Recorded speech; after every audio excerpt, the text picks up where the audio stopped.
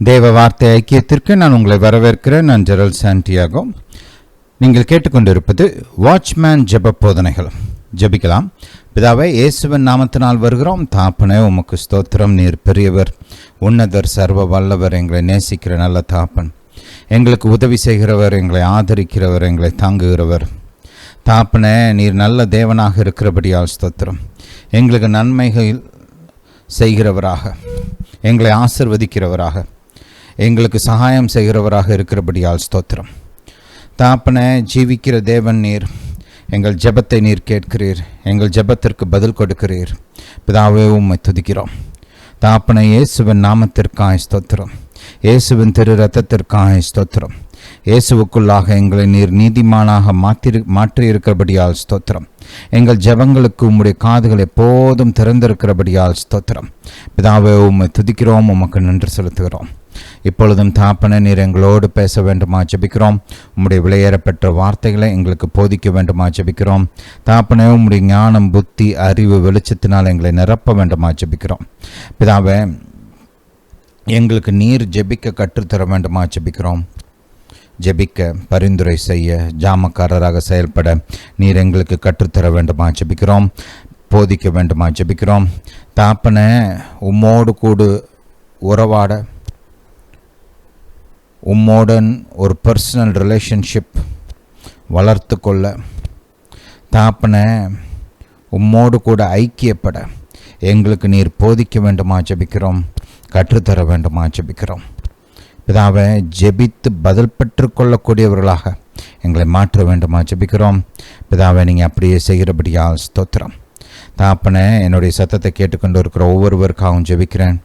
தாப்பனை, யாருக்கெல்லாம் தெய்வீக சுகம் தேவையோ, யாரெல்லாம் வலி, வேதனை, வியாதிகளால் கஷ்டப்படுகிறார்களோ, அவர்களை நீர் இப்போதே உம்முடைய பலத்த கரத்தை நீட்டி குணமாக்க வேண்டுமா ஜெபிக்கிறேன்.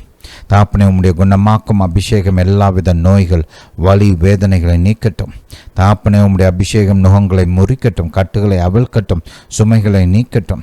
தாப்பனை, மக்களுக்கு சமாதானம் உண்டாகட்டும், ஆறுதல் உண்டாகட்டும், பலன் உண்டாகட்டும். தாப்பனை, முன்னேறுவதற்கான பலன், ஜெயிப்பதற்கான பலன், மேற்கொள்வதற்கான பலன், செழிப்பதற்கான பலன் உண்டாகட்டும். தாப்பனை, சோர்ந்து போயிருக்கிற மக்களை நீர் திடப்படுத்த வேண்டுமா ஜெபிக்கிறேன். பலப்படுத்த வேண்டுமா ஜெபிக்கிறேன்.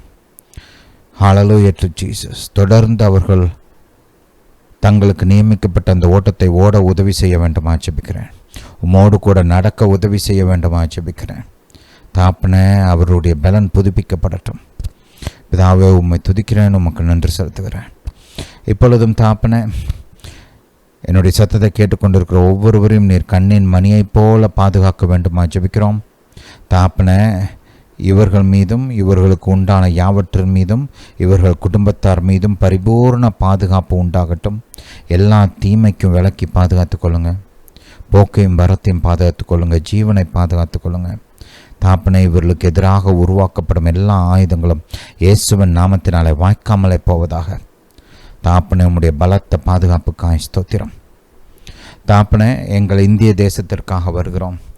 தாப்பனை, எங்கள் தேசம், எங்கள் மாநிலம், எங்கள் பட்டணம், நாங்கள் வசிக்கும் பகுதிகளுக்காக வருகிறோம். தாப்பனை, எங்கள் தலைவர்கள், அரசாங்க அதிகாரிகள், அரசாங்க ஊழியர்கள், பிரதான மக்கள், தாப்பனை, உங்களுக்காக ஜெபிக்கிறோம். பிதாவே, உம்முடைய ஞானம், புத்தி, அறிவு, வெளிச்சம், திறமையினால் நிரப்ப வேண்டுமா ஜெபிக்கிறோம். இந்த தேசத்தை சரியான பாதையில் நடத்த தாப்பனை, உம்முடைய ஞானத்தினால் நடத்த நீர் உதவி செய்ய வேண்டுமா ஜெபிக்கிறோம். மற்ற தேசங்களோடு கூட எப்படி இடைப்பட வேண்டும், மற்ற தேசங்களை எப்படி கையாள வேண்டும் என்ற ஞானத்தை கொடுக்க வேண்டுமா ஜெபிக்கிறோம். தாப்பனை, இந்த தேசத்தை நீதியின் பாதையில், நியாயத்தின் பாதையில் நடத்த உதவி செய்யுங்க. எங்கள் தேசத்தில் நீதியும் நியாயமும் நிலைப்படுத்தப்படட்டும். தாப்பனை, நன்மையான காரியங்கள் போற்றப்படட்டும், கனப்படுத்தப்படட்டும். தீமையும் துன்மார்க்கமும் தண்டிக்கப்படட்டும். தாப்பனை,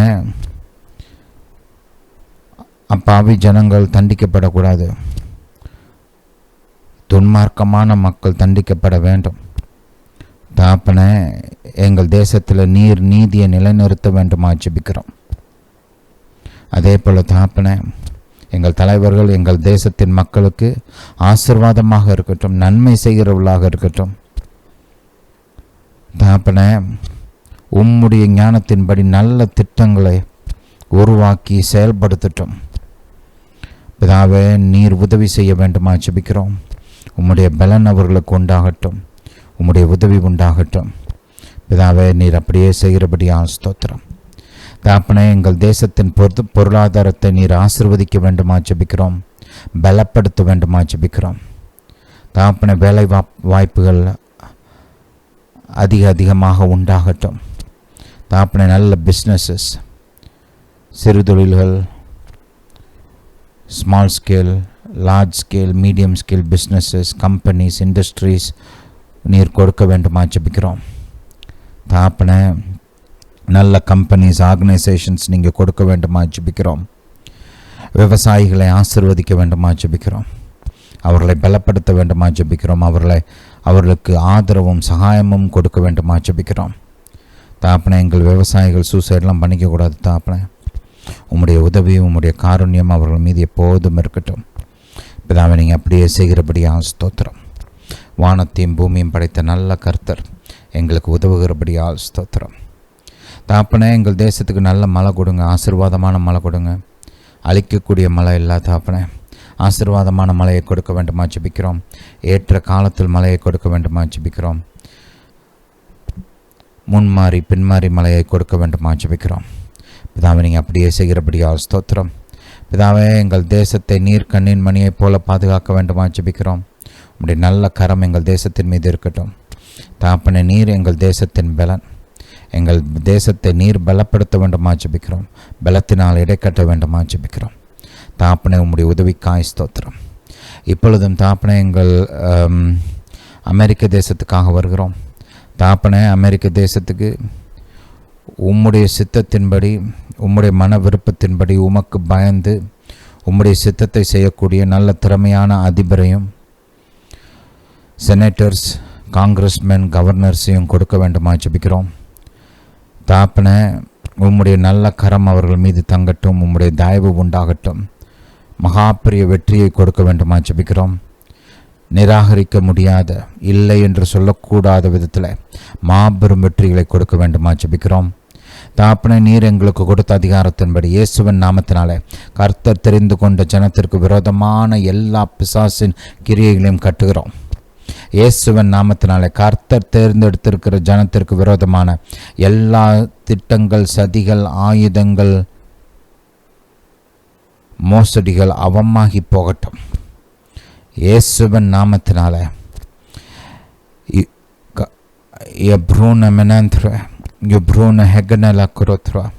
தாப்பனை, நீர் தெரிந்து கொண்ட மக்களை பிசாசின் கண்ணிகளுக்கும் மனுஷருடைய கண்ணிகளுக்கும் தப்புவிக்க வேண்டுமா ஜெபிக்கிறோம்.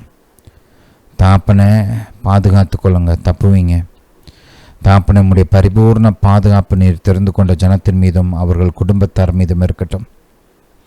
தாப்பனை, எல்லா விதமான மோசடிகள், ஏமாற்று வேலைகளை இந்த எலெக்ஷன்ஸிலிருந்து நீர் அகற்ற வேண்டுமா ஜெபிக்கிறோம்.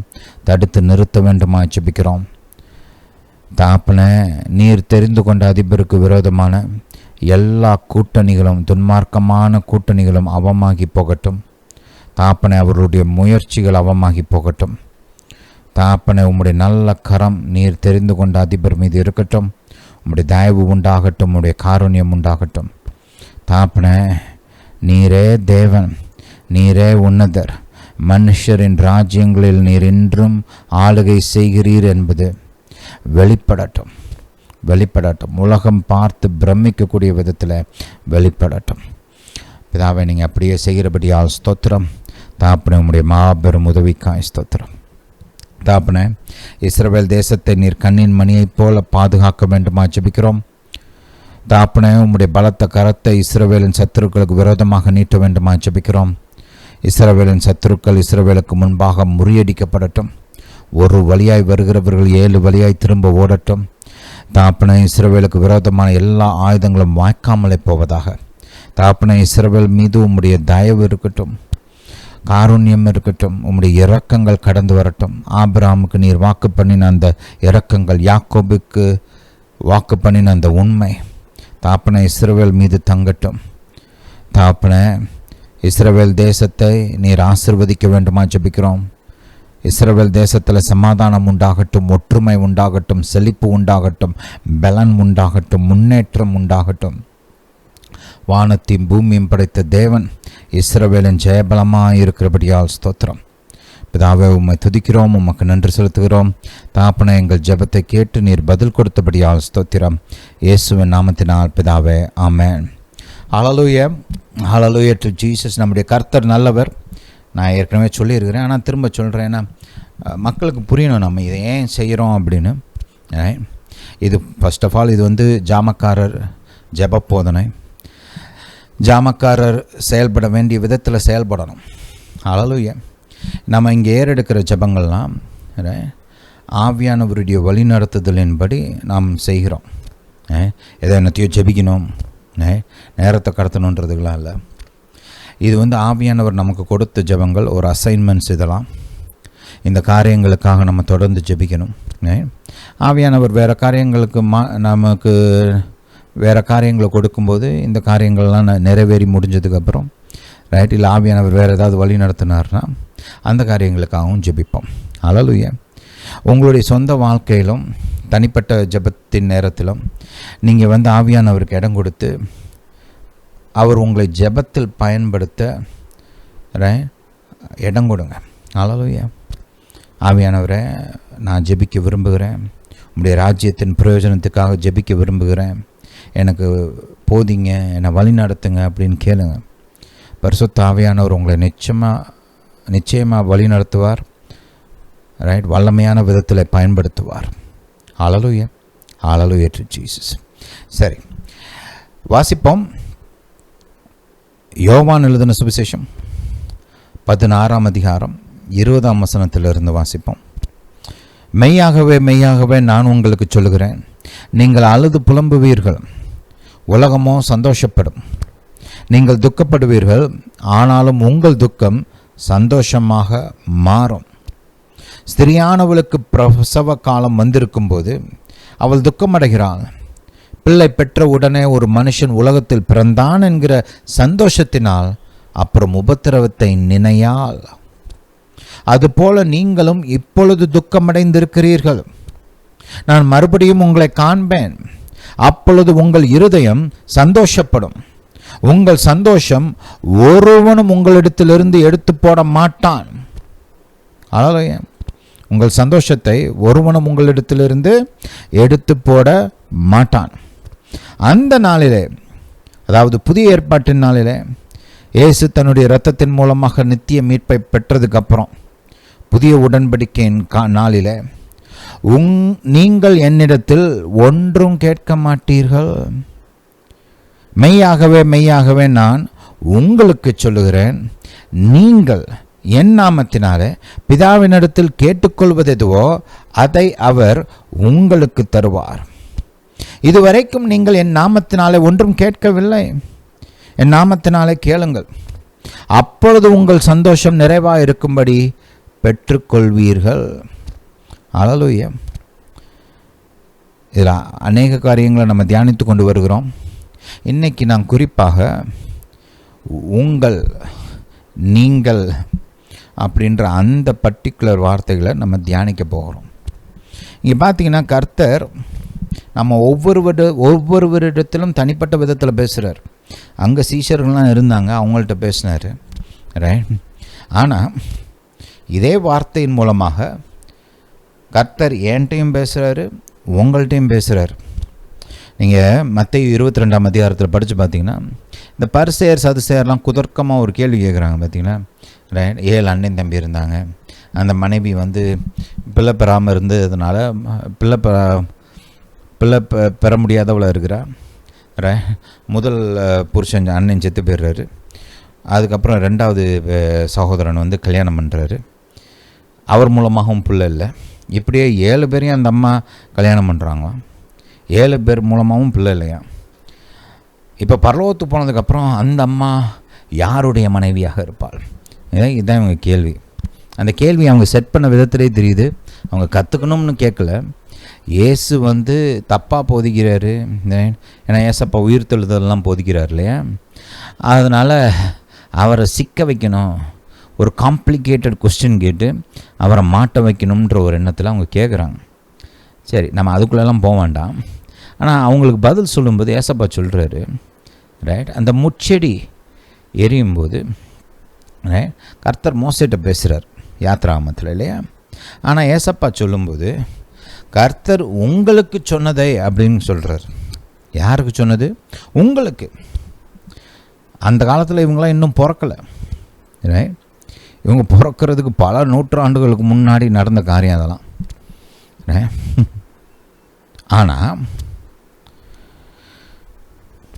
கர்த்தர் சொல்லும்போது கர்த்தர் எப்படி சொல்கிறார்? ஏசப்பா பிதா மோசேட்ட என்ன சொன்னாரோ அதே தான் இந்த காலத்து ஏசப்பா காலத்தில் இருக்கிற சதுசேயர்ட்டையும் சொல்கிறாரு.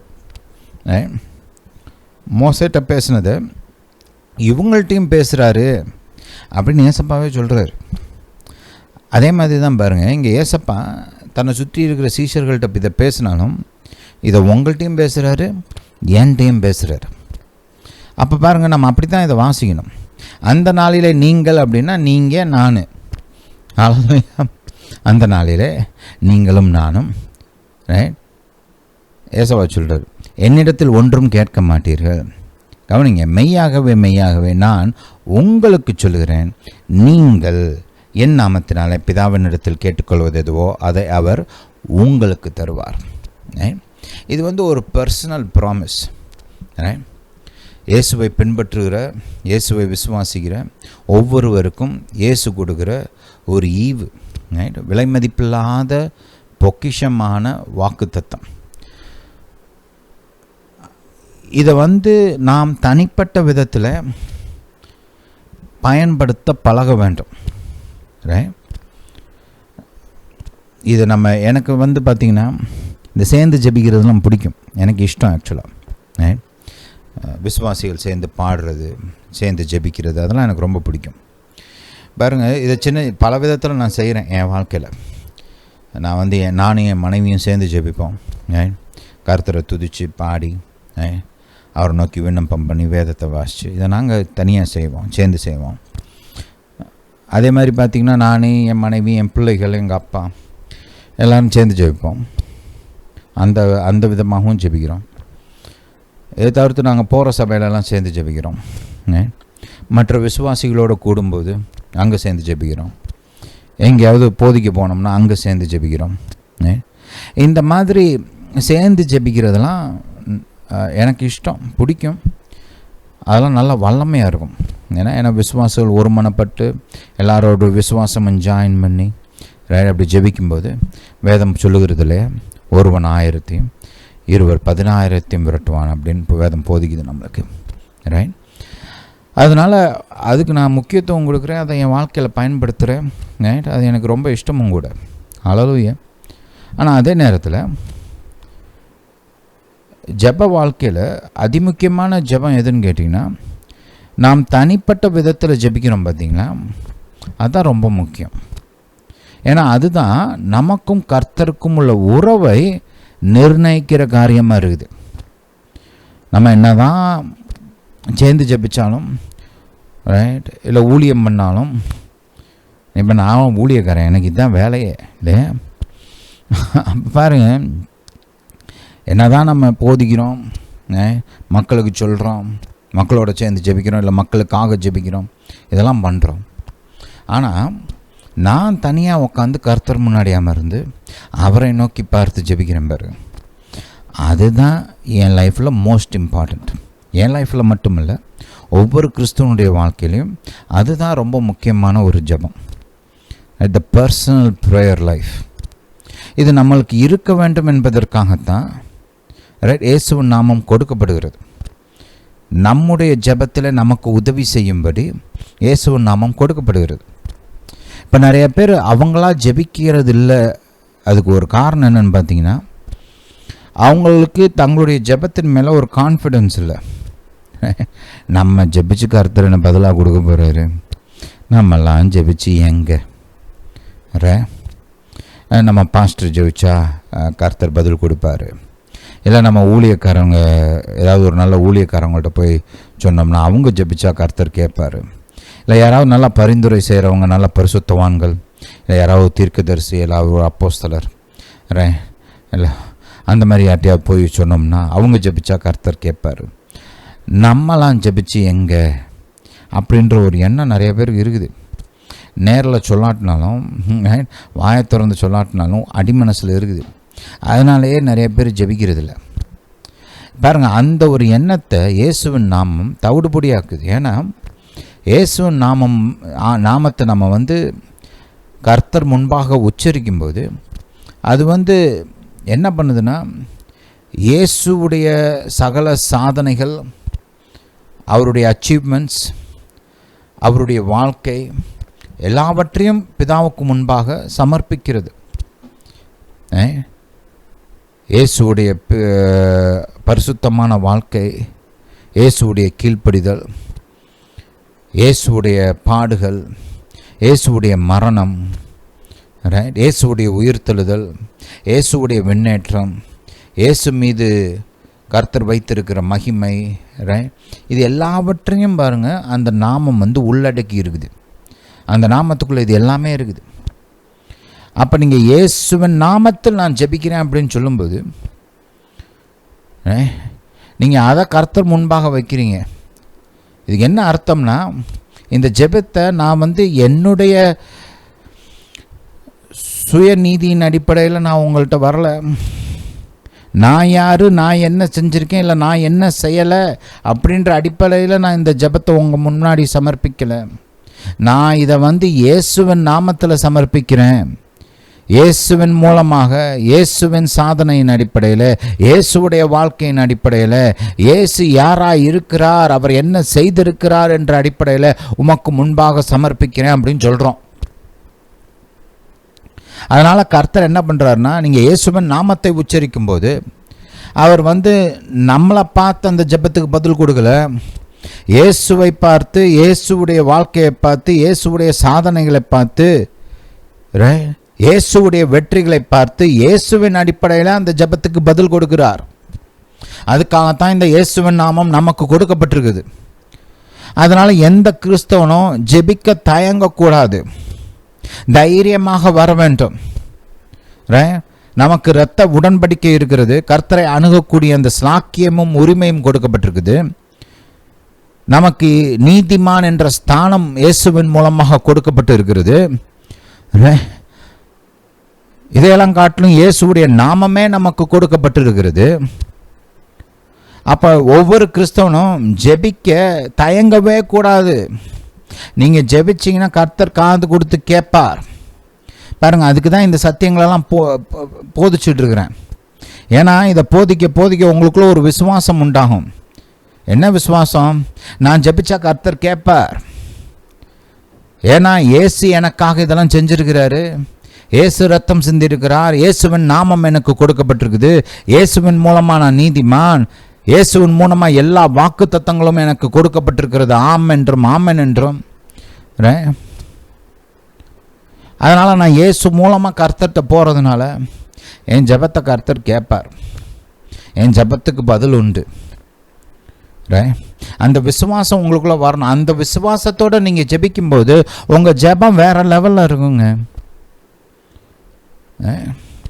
விசுவாசன்றது சும்மா ஏதோ காற்றுல இருந்து உருவாகிறதில்ல. இந்த மாதிரி நல்ல எண்ணங்கள், தேவ வார்த்தையின் அடிப்படையில் நல்ல எண்ணங்கள் உங்கள் இருதயத்துக்குள்ளே பொக்கிஷமாக சேர்த்து வைக்கும்போது அதுக்குள்ளே இருந்து தான் விசுவாசம் வருது. அதனால தான் இந்த மாதிரி போதனையெல்லாம் கேட்கணும். எதுக்கு ஜெபத்தை குறித்து இதெல்லாம் சொல்லிக்கிட்டே இருக்கிறோம்? இதெல்லாம் நீங்கள் கேட்க தான் இந்த வார்த்தைகளை கேட்கும்போது உங்களுக்குள்ளே விசுவாசம் கடத்தப்படுகிறது. விசுவாசம் எப்படி வரும்? கேள்வியினால் வரும். கேள்வி தேவ வார்த்தையினால் வரும். இந்த மாதிரி தேவ வார்த்தையின் அடிப்படையில் நல்ல வார்த்தைகளை உங்கள் இருதயத்துக்குள்ளே நீங்கள் பொக்கிஷமாக சேர்த்து வைக்கும்போது உங்கள் ஜெபம் தைரியமுள்ள ஜெபமாக, விசுவாசமுள்ள ஜெபமாக, நம்பிக்கை நிறைந்த ஜெபமாக இருக்கும். எதிர்பார்ப்போடு ஜெபிப்பீங்க. என்னத்தையோ பண்ணுவோன்ற மாதிரி பண்ணாமல், நான் ஜெபிக்க பாருங்க, கர்த்தர் கேட்பார், பதில் கொடுப்பார், பெற்றுக்கொள்வேன். அந்த நம்பிக்கையோட எதிர்பார்ப்போடு ஜெபிப்பீங்க. அப்படிப்பட்ட ஜெபங்கள் தான் வல்லமையான ஜெபங்கள். ஹல்லேலூயா. இப்படி ஒவ்வொரு மனிதனும் தன்னிடத்தில் நம்பிக்கையோடும் விசுவாசத்தோடும் தைரியத்தோடும் வர வேண்டும், உறவாட வேண்டும் என்று தான் கர்த்தர் நமக்கு இயேசுவின் நாமத்தை கொடுத்திருக்கிறார். அதனால் நம்ம ஒவ்வொருவரும் ஒரு பர்சனல் ப்ரேயர் லைஃப்பை டெவலப் பண்ணுவதற்கு கடமைப்பட்டிருக்கிறோம். புரியுதா? நான் இன்றைக்கி அந்த ஒரு சில காரியங்களை உங்களுக்கு காண்பிக்க போகிறேன். ஏன்னா நீங்கள் ஜெபிக்கணும், உங்கள் வாயை திறந்து நீங்கள் ஜெபிக்கணும்னு கர்த்தர் விரும்புகிறார். உங்களுக்குன்னு ஒரு ஜெப வாழ்க்கை இருக்க வேண்டும் என்று கர்த்தர் விரும்புகிறார். நீங்கள் தனிப்பட்ட விதத்தில் இயேசுவின் நாமத்தில் ஜெபிச்சு ஆசீர்வாதங்களையும் நன்மைகளையும் பெற்றுக்கொள்ள வேண்டும் என்று விரும்புகிறார். அதுக்கு ஒரு தனிப்பட்ட ஜெப வாழ்க்கை அதிமுக்கியம். ஹல்லேலூயா. ஒரு பர்சனல் ப்ரேயர் லைஃப் அதிமுக்கியம். சரி, முதலாவதாக மத்தேயு 6க்கு போவோம். மத்தேயு 6. இங்கே நம்ம ஆண்டவராக இயேசு ஜெபத்தை குறித்து போதிக்கிறார். அப்படி போதிக்கும்போது கவனிங்க, 5ஆம் வசனத்திலிருந்தே வாசிப்போம். அன்றியும் நீ ஜெபம் பண்ணும்போது, சொல்லுங்கள், யார் ஜெபம் பண்ணும்போது? நீ, நான். ஹல்லேலூயா. நீ ஜெபம் பண்ணும்போது மாயக்காரரை போல் இருக்க வேண்டாம், மனுஷர் காணும்படியாக அவர்கள் ஜெப ஆலயங்களிலும் வீதிகள் சந்நிதிகளிலும் நின்று சந்திகளிலும் நின்று ஜெபம் பண்ண விரும்புகிறார்கள். அவர்கள் தங்கள் பலனை அடைந்து தீர்ந்ததென்று மெய்யாகவே உங்களுக்கு சொல்லுகிறேன். இங்கே பாருங்கள், பப்ளிக்காக நின்று ப்ரேயர் பண்ணுறது பிரச்சனை கிடையாது. ஆனால் அவங்களுடைய நோக்கம்தான் பிரச்சனை. இவங்க ஏன் ஜெபம் பண்ணுறாங்கன்னா, ஏதோ ஒரு தேவை, கர்த்தருடைய உதவி எனக்கு அவசியம், அதனால் ஜெபிக்கிறேன் அப்படின்றதுனால ஜெபிக்கல. கர்த்தர்கிட்ட நான் பேச வேண்டிய ஒரு காரியம் இருக்குது, அவர்கிட்ட சொல்ல போகிறேன் அப்படின்றதுக்காக ஜெபிக்கல. இல்லை கர்த்தரோடு உறவாட போகிறேன் அப்படின்றதுக்காக ஜெபிக்கல. இல்லை இவருக்கு முடியல, அவர் நல்லா இருக்கணும், அவருக்கு உதவி செய்யும்படி ஜெபிக்கிறேன், அப்படியும் இல்லை. இவங்களுடைய நோக்கம் என்னென்னா, நான் ஜெபிக்கிறேன்றதை எல்லாரும் பார்க்கணும். எல்லாரும் பார்த்து இவர் பெரிய ஜெப வீரர், இவர் பயங்கரமான ஆவிக்குரிய மனுஷன் அப்படின்னு எல்லாரும் சொல்லணும். அதுக்காகவே ஜெபிக்கிறார். அப்போ நோக்கம் என்னம்னா, கர்த்தர் என் ஜெபத்தை கேட்டு எனக்கு பதில் கொடுக்கணுன்றதுக்காண்டி இவங்க ஜெபிக்கல. எதுக்கு ஜெபிக்கிறாங்க? நான் ஜெபிக்கிறத எல்லாரும் பார்க்கணும், என்னை பார்த்துட்டு நான் ஜெப வீரர், நான் பரிசுத்தமாக, நான் சூப்பர் ஸ்பிரிச்சுவல் கிறிஸ்டியன் அப்படின்னு எல்லாரும் சொல்லணும். அதுக்காக தான் ஜெபம் பண்ணுறாரு. பிதாவிடத்தில் விண்ணப்பம் பண்ண போகிறேன், அவர் கேட்டு எனக்கு உதவி செய்வார் அப்படிலாம் இல்லை. அவரோட உறவாட போகிறேன் அப்படியும் இல்லை. பாருங்கள், அவருடைய டார்கெட் யாருன்னா, அவருடைய ஜெபத்தின் டார்கெட் பிதா கிடையாது. அவருடைய ஜெபத்தின் டார்கெட் இந்த சுற்றி இருக்கிற ஜனங்கள். எசென்சியலாக வாயில் வார்த்தைகள் பிதாவே அப்படின்னு வரலாம், இதை சொல்கிறேன் அதை செய்கிறேன்னு சொல்லலாம். ஆனால் இவர் உண்மையாகவே மனம் பிதா மேலே இல்லை, பிதாவை நோக்கி இல்லை, மனம் கர்த்தரை நோக்கி இல்லை. அந்த வார்த்தைகள் பிதாவை நோக்கி செலுத்தப்படுகிற பேசப்படுகிற வார்த்தைகள் இல்லை. மனம்லாம் எங்கே இருக்குது? எல்லாம் பார்க்குறாங்களா? ஓகே. அவங்க அப்ரிஷியேட் பண்ணுறதுக்கு நான் எப்படி ஜெபிக்கணும் அப்படின்னு பார்த்துட்டு இவங்களாம் என்னத்தையா சொல்கிறது, ஜெபம்னு சொல்லிவிட்டு என்னத்தையா பேசுறது. பாருங்க, அந்த நோக்கமே தவறாக இருக்குது. அவங்களுக்கு கிடைக்க போகிற பலன் என்ன? அதை சுற்றி முற்றி இருக்கிறவங்க, பாத்தியாப்பா என்ன ஜெப வீரர், சூப்பர் பரிசுத்தமான், ஜெபிக்கிறதுல அவர் தான் பெரிய ஆள், அந்த மாதிரி ஏதாவது ஒரு 4 வார்த்தை சொல்லுவாங்க. அதுதான் அவருக்கு கிடைக்கிற பலன், அவ்வளோதான். ஜெபத்துக்கு பதில் உண்டாகணும்னா வேறு மாதிரி ஜெபிக்கணும். ஏசப்பா அதையும் நம்மளுக்கு சொல்லிக் கொடுக்குறாரு. 6ஆம் வசனத்தை கவனிங்க. நீயோ ஜெபம் பண்ணும்போது உன் அறை வீட்டுக்குள் பிரவேசித்து உன் கதவை பூட்டி அந்தரங்கத்தில் இருக்கிற உன் பிதாவை நோக்கி ஜெபம் பண்ணு. அந்தரங்கம்னா சீக்ரெட், யாரும் பார்க்க முடியாத இடத்துல. ஏன்னா வெளிப்புறம்னா உள்ளே எல்லாரும் வெளியில் பார்க்குற மாதிரி இருக்கும், அந்தரங்கம்னா உள்ளே யாரும் பார்க்க முடியாத ஒரு இடத்துல. ஹல்லேலூயா. அப்போ ஏற்கனவே சொன்ன மாதிரி நீங்கள் பப்ளிக்கில் ஜெபிக்கிறது ஒன்றும் தப்பு கிடையாது, போகிறப்ப வரப்போ ஜெபிக்கிறது ஒன்றும் தப்பு கிடையாது. ஏசப்பாவே அதை நிறைய இடங்களில் செய்கிறார் இல்லையா? நம்ம பார்க்குறோம், சுற்றி முற்றி ஆயிரக்கணக்கான மக்கள் இருக்கும்போது ஏசப்பா பிதாவை நோக்கிலாம் ஜெபிக்கிறார். ஆனால் ஏசப்பாவோட நோக்கம் இவங்களை இம்ப்ரெஸ் பண்ணுறது கிடையாது, பிதாட்ட ஒரு காரியத்தை சொல்லணும், அதனால் ஜெபிக்கிறார். ஹல்லேலூயா. சரி, அதை மைண்டில் வச்சுக்கோங்க அந்த பாயிண்ட்டை. அப்போ கவனிங்க, நீயோ, மறுபடியும் பாருங்கள், வேறு யாரோ கிடையாது, நீயோ, நம்ம தான் போகணும். யார் ஜெபம் பண்ண போகிறோம்? நீங்கள், நான். ஹல்லேலூயா. நம்ம தனிப்பட்ட விதத்தில் ஜெபிக்கணும். நீயோ ஜெபம் பண்ணும்போது உன் அறை வீட்டுக்குள் பிரவேசித்து உன் கதவை பூட்டி அந்தரங்கத்தில் இருக்கிற உன் பிதா, பாருங்கள், this is all about personal relationship. நாம் நம்முடைய பிதாவை பார்த்து, நம்முடைய பரம தாபனை பார்த்து நாம் ஜெபிக்க வேண்டும். இதுதான் இயேசு போதித்த காரியம். ஹல்லேலூயா, ஹல்லேலூயா டு ஜீசஸ். ஜெபமே நீங்கள் கர்த்தர், அந்த ஒரு ரிலேஷன்ஷிப் வளரணும், உண்டாகணும்.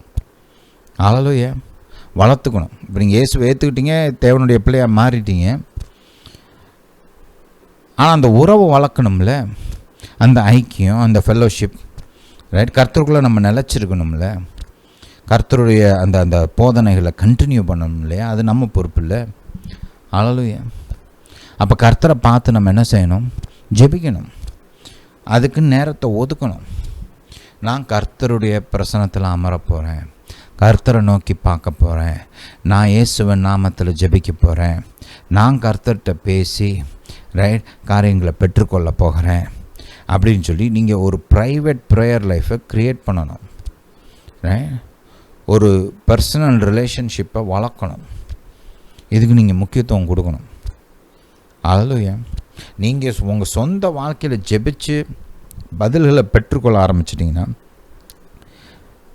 இயேசுவின் நாமத்தை பயன்படுத்த கற்றுக்கொண்டீங்கன்னா, அதுக்கப்புறம் பார்த்தீங்கன்னா கர்த்தர் உங்களை வெளியரங்கமாக எடுத்து பயன்படுத்த ஆரம்பிப்பார். ஹல்லேலூயா. நீங்கள் சொந்த வாழ்க்கையில் நீங்கள் இயேசுவின் நாமத்தை பயன்படுத்தி பழகிட்டீங்கன்னா, பப்ளிக்காக இயேசுவின் நாமத்தை பயன்படுத்துறது உங்களுக்குள்ள நம்பிக்கையும் இருக்கும், விசுவாசம் இருக்கும், தைரியமும் இருக்கும். ஹல்லேலூயா, ஹல்லேலூயா டு ஜீசஸ். என் வாழ்க்கையிலலாம் பார்த்தீங்கன்னா, நான் ஜெபிக்க கற்றுக்கொள்ளும்போது எங்களுக்கெல்லாம் பேக்ரவுண்டு பெருசாக ஜெபத்தை குறிச்சுலாம் ஒன்றும் தெரியாது. நாங்களாம் ஒரு ஜெபத்தை மனப்பாடம் பண்ணி வச்சுக்கிட்டு, பரலோகத்தில் எங்களுக்கு இருக்கிற பிதாவே, நான் வந்து கத்தோலிக்க பேக்ரவுண்டு பாருங்கள், எங்களுக்கு தெரிஞ்ச ஜெபம்லாம் அவ்வளோதான். பரலோகத்தில் இருக்கிற எங்களுக்கு பிதாவே தெரியும், அருள் நிறைந்த மாதிரியே தெரியும். அப்புறம் வந்து ஒரு சில பரிசுத்தவான்கள்லாம் இருக்கிறாங்களே, அவங்கள்ட்ட எப்படி ஜெபிக்கணும்லாம் புஸ்தகங்கள்லாம் இருக்கும், அதில் எழுதியிருக்கிறதெல்லாம் மனப்பாடம் பண்ணி வச்சு அதை தான் எங்களுக்கெல்லாம் ஜெபிக்க தெரியும். அப்போது ரட்சிக்கப்பட்டதுக்கப்புறம் கர்த்தருக்குள்ளே வந்ததுக்கப்புறம் பைபிளை வாசிக்க அதில் இந்த மாதிரி ஜெபத்தை குறித்து சொல்லப்பட்ட காரியங்களெல்லாம் நோட் பண்ணி எழுதி வச்சுக்கிட்டு அதெல்லாம் படித்து ரைட் மனப்பாடம் பண்ணி மெமரைஸ் பண்ணி அதை குறிச்செல்லாம் தியானித்து ரைட் நல்ல போதனைகள், ஜெபத்தை குறித்த நல்ல போதனைகள்லாம் கேட்டு நல்ல புஸ்தகங்கள்லாம் வாசித்து அதெல்லாம் அப்படியே லைஃப்பில் அப்ளை பண்ணி ரைட் இப்படி தான் கற்றுக்கிட்டோம். அப்படி இயேசுடைய நாமத்தை குறித்து நான் கேள்விப்பட்ட உடனே சரி அதை நம்ம பயன்படுத்துவோம் அப்படின்னு நான் வந்து ஜெபத்தில் பயன்படுத்த ஆரம்பித்தேன். இயேசு நாமத்தில் ஜெபிக்க ஆரம்பித்தேன். அதே மாதிரி என்னுடைய வாழ்க்கையில் ஒரு சில பிரச்சனைகள்லாம் இருந்துச்சு. அதை டேக்கிள் பண்ணுவதற்கு இயேசுடைய நாமத்தை பயன்படுத்த ஆரம்பித்தேன். எனக்கு இன்னும் ஞாபகம் இருக்குது பாருங்க, இது வந்து ரட்சிக்கப்பட்ட புதுசில் எனக்கு இன்னும் ஞாபகம் இருக்குது. நான் வந்து எங்கள் பெரியம்மா வீட்டில் தங்கியிருந்தேன், காலேஜ் படிச்சுட்டு இருந்தேன். அப்போ செகண்ட் இயரில் அந்த செகண்ட் ஹாஃப் அப்போது அந்த லாஸ்ட்டு ஹாஃப்னு வச்சுக்கோங்களேன். அப்போ அந்த டயத்தில் வந்து பார்த்திங்கன்னா நான் படுத்துருக்கிறேன் எங்கள் பெரியம்மா வீட்டில், அந்த என்னோடய காட்டில். அப்போ படுத்துருக்கும்போது பார்த்திங்கன்னா திடீர்னு மேலே வந்து என்னை ஏதோ போட்டு அமுக்குது. எனக்கு நல்லா தெரியுது, நல்லா டிஸ்டிங்க்டாக ரைட். அது வந்து கற்பனை கிடையாது, ஏன்னா நான் வந்து கொட்டை முழிச்சிருக்கிறேன். தூக்கத்தில் கண்ட கனவுலாம் கிடையாது இது. எனக்கு வந்து நைட்டில் முழிச்சிருக்கிறது வந்து பழக்கம், எனக்கு சின்ன வயசுலேருந்தே பழக்கம். நான் வந்து பார்த்திங்கன்னா எனக்கு நைட்டில் படிக்கிறது எனக்கு பிடிக்கும் அப்போல்லாம். இப்போ வந்து விடிய காலையில் எழுந்திரிக்கிறது பிடிக்கும். அப்போ பார்த்திங்கன்னா இந்த நைட்டில் படிக்கிறது எனக்கு இஷ்டம். கொஞ்சம் அமைதியாக இருக்கும், ஃப்ரீயாக இருக்கும், நல்லா படிக்கலாம், நைட் டிஸ்டர்பன்ஸ் இருக்காது அப்படின்னு சொல்லிட்டு நான் வந்து இந்த சாயங்காலம் நேரத்தில் அப்படி கொஞ்சம் சீக்கிரம் தூங்கிடுவேன். தூங்கிட்டு நடராத்திரியில் எந்திரிச்சு உட்காந்து படிச்சுட்ருப்பேன். அது அந்த நேரத்தில் தொடர்ந்து படிக்க முடியும், நிறையா படிக்க முடியும். அது வந்து எனக்கு செட் ஆகிடுச்சு. அதனால் அந்த ஒரு ஹேபிட் வச்சுருந்தேன். அப்படினால பார்த்திங்கன்னா இந்த நைட்டில் வந்து நான் ரொம்ப முழிச்சிருப்பேன். அன்றைக்கி வந்து படுத்துருக்கிறேன், ஆனால் நல்லா கொட்டை கொட்டை முழிச்சிருக்கிறேன் நான். அப்போ இது வந்து மேலே ஒரு ஒரு ஒரு ஒரு ஸ்பிரிச்சுவல் பீயிங் தான், ரைட்? ஒரு ஆவி தான், ஆவி மாதிரி போட்டு அமுக்குது, நல்லா தெரியுது எனக்கு. நான் வந்து ஒரு சில நீனா கற்பனை பண்ண, நான் வந்து பாருங்கள், ரசிக்கப்படுறதுக்கு முன்னாடி நாத்திகனாக இருந்தேன், ரைட்? எல்லாத்தையும் கேள்வி கேட்குறாள். எங்கள் அப்பா என்னை அகராதின்னு தான் கூப்பிடுவார், அகராதி பிடிச்ச பையன் சொல்லுவாங்களே தமிழில், ரைட்? எங்கள் அப்பா என்னை அப்படி தான் கூப்பிடுவார், அகராதி அப்படின்னு. ஏன்னா எல்லாத்துக்கும் கொஸ்டின் கேட்பேன், திகிடுதம் பார்த்தா பேசுவேன். நான்லாம் இந்த மாதிரி காரியத்தெல்லாம் லேசில் நம்புகிற ஆள் கிடையாது. அதனால் நல்லா தெரியும் எனக்கு, தெளிவாக தெரியுது, போட்டு அமுக்குது. நான் அப்போ தான் ஜபத்தை குறிச்செலாம் கொஞ்சம் கேள்விப்பட்டிருக்கிறேன் பாருங்க. ஜபத்தை வந்துட்டு இயேசுவின் ரத்தத்தை தெளிக்கிறேன் ஓடிப்போ அப்படின்னா ஏதோ கொஞ்சம் ரியாக்ஷன் என்னமோ இருந்துச்சு, ஆனால் ஒன்றும் நடக்கலை. என்ன பண்ணுறதுன்னு தெரியல. கர்த்தர் கிருபையில் எனக்கு கர்த்தர் வந்து கொஞ்சம் நான் தைரியத்தை கொடுத்துருக்காரு. பொதுவாக பிரச்சனை நான் பயப்பட மாட்டேன். நானும் பார்க்குறேன் ஏதாவது செய்யணுமே, என்ன செய்கிறது, நானும் யோசித்து பார்க்குறேன் என்னத்தை பண்ணுறது அப்படின்னு. அப்போ திடீர்னு பாருங்கள், ஆவியானவர் ஞாபகப்படுத்தினார், இயேசுடைய நாமத்தை சொல்லு அப்படின்னு. இந்த நே இங்கிலீஷில் தான் பேசுவேன் பொதுவாக. இப்போ பார்த்தீங்கன்னா இந்த நே அப்படின்னு முடிக்க கூட இல்லை, இந்த நேம் ஆஃப் ஜீசஸ் அப்படின்னு கூட சொல்லி முடியல, இந்த நே அப்படின்னே ஓடிடுச்சு. முழு ஸ்டேட்மெண்ட்டை கூட முடிக்கல பாருங்க. அந்த அனுபவம் எனக்கு வந்து இயேசுடைய நாமத்தின் வல்லமையை இருதயத்தில் அப்படியே ஆழமாக பொறிச்சு வச்சிருச்சு. ஏன்னா அது வரைக்கும் என்னென்னத்தையும் சொல்லி பார்த்தேன், என்னென்னமோ பண்ணி பார்த்தேன், ஓடலை, ரைட்? ஆனால் இந்த நே முடிக்க கூட இல்லை, ஸ்டேட் ஏசப்பாவோட நாமத்தை சொல்லி முடிக்க கூட இல்லை பாருங்கள், ஓடியே போயிடுச்சு. ஆளாலும் டு ஜீசஸ். அப்போ பாருங்கள், அந்த அனுபவம் எனக்குள்ளே அந்த நாமத்தை பயன்படுத்தக்கூடிய ஒரு தைரியத்தை கொடுத்துச்சு. இயேசுவோட நாமத்தை குறித்து கேள்விப்பட்டிருக்கிறேன், பைபிளில் வாசிச்சிருக்கிறேன், ஆனால் நான் என் வாழ்க்கையில் அதை பயன்படுத்தினேன் பாருங்க. பயன்படுத்தி ரிசல்ட்டை பார்த்தேன்ல. ஹல்லேலூயா. பர்சனல் விக்ட்ரி, என் தனிப்பட்ட வாழ்க்கையில் ஜெயம் இயேசுடைய நாமத்தின் மூலமாக. நான் ராத்திரி நம்ம என்ன அப்போல்லாம் எங்களுக்கெல்லாம் பாஸ்டர்னு, அப்போ நான் இன்னும் கத்தோலிக்க சபைக்குள்ளே தான் இருந்தேன், ரட்சிக்கப்பட்டிருக்கிறேன். எங்களுக்கு பாஸ்டர்லாம் தெரியாது, சபையெல்லாம் தெரியாது, அப்போல்லாம் யாரை கூப்பிட்டு ஜெபம் பண்ணுங்கப்பா அப்படின்னு சொல்லலாம் தெரியாது எங்களுக்கு. நாங்களாம் பார்த்திங்கன்னா இப்போ இந்த மீட்டிங்காக போவோம். யாராவது நல்ல போதகர் யாராவது வந்தாங்கன்னா போச்சாங்கன்னா அந்த மீட்டிங்கில் போய் உட்காந்துருப்போம், ரைட்? பைபிளை வாசிப்போம், நாங்களாக ஜெபிப்போம்.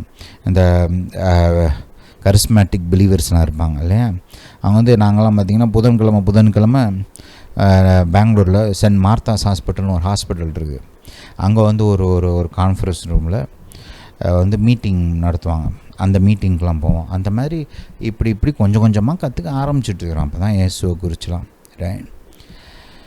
அப்போது அந்த மாதிரி ஸ்டேஜ் யாரை கூப்பிட முடியும், ஜெபிங்கன்னெலாம் சொல்ல முடியுமா?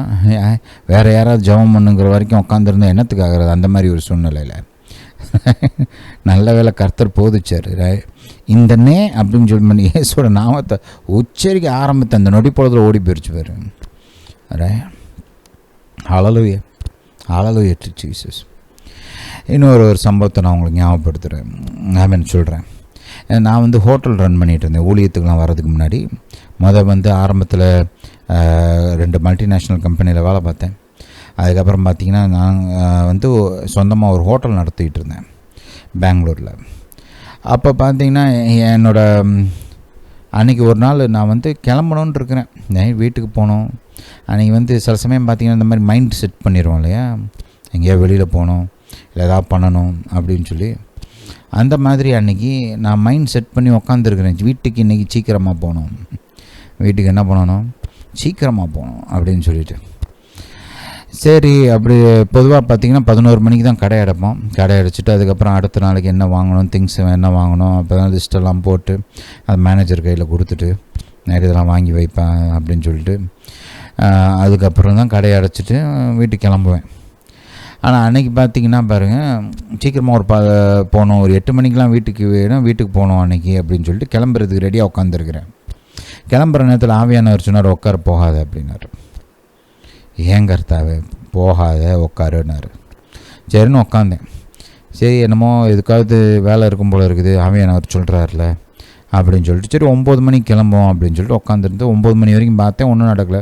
கர்த்தாவே ஒன்றும் நடக்கலை, இன்னும் என்னத்துக்கு நான் உட்காந்துக்கிட்டு போகிறேனே அப்படின்னு சொல்லிட்டு கிளம்புறேன். மறுபடியும் ஆவியானவர் உட்கார வைக்கிறாரு, உட்காருன்றாரு. சரி அப்படின்னு உட்காந்து பார்த்தேன். 10 மணி வரைக்கும் பார்த்தேன். சரி இதுக்கப்புறம் என்னத்தான் நடக்க போகுது, இன்னும் 1 மணி நேரம் தானே, சரி கிளம்புவோம் அப்படின்னு சொல்லிட்டு கிளம்பிட்டு போய் என் பைக்கை தான் எடுக்க போகிறேன். உள்ளே இருந்து இந்த பயலுக பார்த்திங்கன்னா அந்த டேபிள் சர்வ் பண்ணுறவங்க, சர்வீஸ் வெயிட்டர்ஸ், அதில் 2 பசங்க வேகமாக ஓடி இருந்தாங்க. சார் சார் சார் சார் வாங்க, மைக்கிளுக்கு என்னமோ ஆச்சு அப்படின்னா. அந்த இன்னொரு பையனுக்கு ரொம்ப ஹெல்ப்ஃபுல்லாக இருந்த பையன், அந்த பையனுக்கு என்னமோ ஆச்சு அப்படின்றாங்க. என்னடா ஆச்சு அப்படின்னு சொல்லிட்டு வேகமாக ஓடி போய் பார்த்தா அந்த பயலுக்கு அப்படியே இந்த பக்கவாதம் மாதிரி என்னமோ இழுத்துக்கிட்டு இருக்குது பாருங்க, நொர தள்ளிக்கிட்டு இருக்குது, கண்ணெல்லாம் அப்படியே சொறி அப்படியே மேலே ஏறிக்கிட்டு இருக்குது. எனக்கு வந்து கர்த்தர் ஆல்ரெடி இயேசுடைய நாமத்தை குறிச்செல்லாம் சொல்லி கொடுத்துருக்கிறாரு, அதிகாரத்தை குறித்து சொல்லி கொடுத்துருக்காது, எப்படி பயன்படுத்தணும்னு தெரியும். அதனால் உடனே நான் என்ன பண்ணேன், என் கையை அந்த பையன் மேலே வச்சு, இயேசுவன் நாமத்தில் பிசாசே என் வேலைக்காரன் மேலேருந்து கையெடு. ஏன்னா எனக்கு தெரியும் பாருங்கள், நமக்கு இந்த 100க்கு அதிபதி வந்து தன்னுடைய வேலைக்காரனுடைய சார்பாக இயேசுவிடத்தில் வந்து ஜெபிக்கிறார் இல்லையா, அந்த அதிகாரம் இருக்குது. ஏன்னா நீங்கள் பழைய ஏற்பாட்டெலாம் போய் படித்து பார்த்தீங்கன்னா அந்த ஒரு ஆளுக்கு தன்னுடைய ஹவுஸ் ஹோல்டுன்னு சொல்லுவாங்க இல்லையா, அவங்க வீட்டார் அப்படின்னு சொல்லும்போது அந்த வீட்டை வேலை பார்க்குறவங்களையும் சேர்த்து தான் பைபிளில் சொல்லியிருக்குது. அந்த அதிகாரத்தை வந்து கர்த்தர் ரெக்கக்னைஸ் பண்ணுறாரு, பைபிளில் அப்படியே இருக்குது.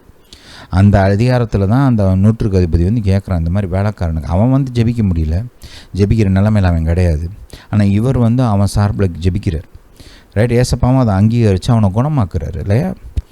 அந்த மாதிரி தான் பாருங்கள், அந்த அடிப்படையில் தான் இயேசு நாமத்தில் பிசாசை இவன் எனக்கு வேலை பார்த்துட்ருக்குறான், இவன் மேலே வந்து கையை எடு அப்படின்னு.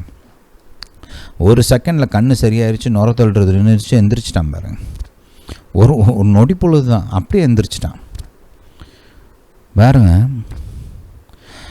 இந்த மாதிரி எல்லாம் சுற்றி இருக்கவங்களாம் பார்த்தீங்கன்னா ஆச்சரியம், இழுத்துக்கிட்டு கிடக்குறான், அவன் விட்டான் அங்கேயே செத்துருப்பான். ஆனால் பாருங்கள், அந்த நேரத்தில் இயேசுடைய நாமம் எனக்கு தெரியும், இயேசுடைய நாமத்தின் வல்லமை தெரியும், இயேசுடைய நாமத்தை பயன்படுத்துறதுக்கு எனக்கு அதிகாரம் இருக்குன்னு தெரியும், நான் சொன்னால் கர்த்தர் கேட்பார்னு தெரியும். இயேசு நாமத்தில் நான் ஒரு காரியத்தை பேசினா கர்த்தர் அதை செய்வார் அப்படின்னு எனக்கு தெரியும் பாருங்கள். அதனால தான் அந்த நேரத்தில் அந்த பையன் பொழைச்சான். நான் அந்த நேரத்தில் யாரையாவது கூப்பிடுவோம், யாராவது வந்து ரைட் கூப்பிடுவோம், அவங்க வந்து ஜெபிப்பாங்க, இவனுக்கு சரியான உட்காந்துருக்க முடியுமா? முடியாது. ஏன்னா சூழ்நிலை அவ்வளோ மோசமாக இருக்குது இல்லையா. ஆம்புலன்ஸ் வர வரைக்கும் கூட அந்த பையன் தாங்க மாட்டான், அந்த நிலைமையில் இருக்கிறான்.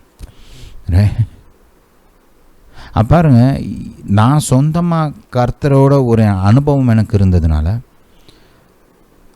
அவரை நோக்கி பார்க்கிற பழக்கம் இருந்ததுனால,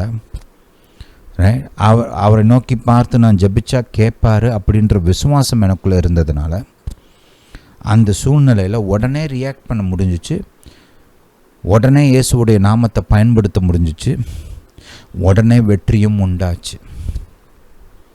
ஹல்லேலூயா, ஹல்லேலூயா டு ஜீசஸ். ரைட், இந்த மாதிரி பாருங்கள், நம்ம சொந்த வாழ்க்கையில் இயேசுவுடைய நாமத்தை பயன்படுத்தி வெற்றிகளை அனுபவிக்க கற்றுக்கொள்ள வேண்டும். அதுக்கு உங்களுடைய சொந்த ப்ரைவேட் ப்ரேயர் லைஃப்பை நீங்கள் டெவலப் பண்ணணும். பண்ணாதான் உங்களுக்கு இந்த மாதிரி அனுபவங்கள் உண்டாகும். அந்த மாதிரி அனுபவங்கள் உண்டாகும்போது தான் அதுக்கப்புறம் பொது வாழ்க்கையிலையும் பல மற்ற விதங்களிலையும் நீங்கள் இயேசுடைய நாமத்தை பயன்படுத்தக்கூடிய ஒரு தைரியமும் ஒரு விசுவாசமும் நம்பிக்கையும் உங்களுக்கு உண்டாகும். The private victory through the name of Jesus is very important. அதை வளர்த்துக்கொள்ள பிரயாசப்படுங்க. இன்றைக்கி ஒரு முடிவெடுங்க, நான் ஜெபிக்க போகிறேன், நான் தனியாக பைபிள் வாசிக்க போகிறேன், நான் கர்த்தரை நோக்கி பார்க்க போகிறேன், நான் ஜெபிச்சு பழக போகிறேன், நான் ஜெபிச்சா இயேசு நாமத்தில் நான் ஜெபிக்கும் போது பிதா என் ஜெபத்தை கேட்பார் அப்படின்னு நீங்கள் ஜெபிக்க ஆரம்பிங்க. கர்த்தர் உங்கள் வாழ்க்கையில் பலத்த கிரியைகளை செய்வார், பலத்த வெற்றிகளை உங்களுக்கு கொடுப்பார். ஹல்லேலூயா, ஹல்லேலூயா டு ஜீசஸ். இந்த போதனை கேட்டபடியால் நன்றி. கர்த்தர் உங்களை ஆசீர்வதிப்பாராக.